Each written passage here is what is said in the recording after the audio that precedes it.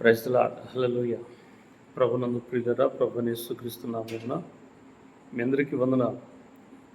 ఈ యొక్క దినమందు దేవుడు మనకిస్తున్న వాగ్దానం అపోస్తులైన పౌలు ఫిలిప్పీలకు రాసినటువంటి పత్రిక 4వ అధ్యాయము 19వ వచనం. కాగా దేవుడు తన ఐశ్వర్యం చొప్పున క్రీస్తు యేసునందున్న మహిమలో మీ ప్రతి అవసరమును తీర్చును. అవును, ఈ యొక్క దినచర్యలో నీ అవసరతను ఎరిగిన దేవుడు, నీ అక్కరతను ఎరిగిన దేవుడు ఆయనే. కానా వివాహపు విందులో ద్రాక్షరసం యొక్క అవసరతను తీర్చిన దేవుడు ఆయనే.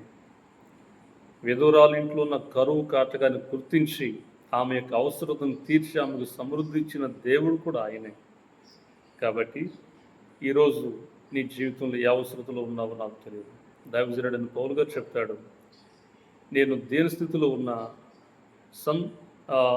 సంపన్న స్థితిలో ఉన్నా, నేను ఏ స్థితిలో ఉన్నప్పటికీ కూడా సంతృప్తి కలిగి ఉంటాం నేర్చుకున్నాను అంటాడు. కడుపు నిండి ఉండుటకును, ఆకలి కొని ఉండుటకును, అన్ని విషయాల్లో సంతృప్తికరమైన జీవితం కలిగిన దైవజనుని వలె నా దేవుడు నిన్ను కూడా సంతృప్తిపరిచి నీ అక్కరలు తీర్చి నీకు సహాయం చేయనట్లుగా మీ కొరకు నేను ప్రార్థించాలని ఇష్టపడుతున్నాను. ప్రార్థన. ప్రేమగల తండ్రి, మీకు స్తోత్రాలు. నీ మాటలు విన్నటువంటి బిడ్డలను దీవించండి. వారి అవసరతలు అక్కర్లలో తీర్చి సహాయం చేయమని ప్రార్థిస్తున్నాం.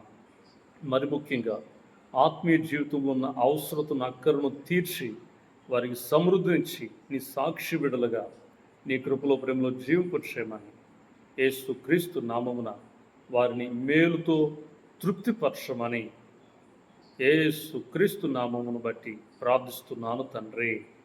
ఆమేన్. ఆమె ప్రియులారా, దేవుడు మిమ్మల్ని దీవించునుగాక.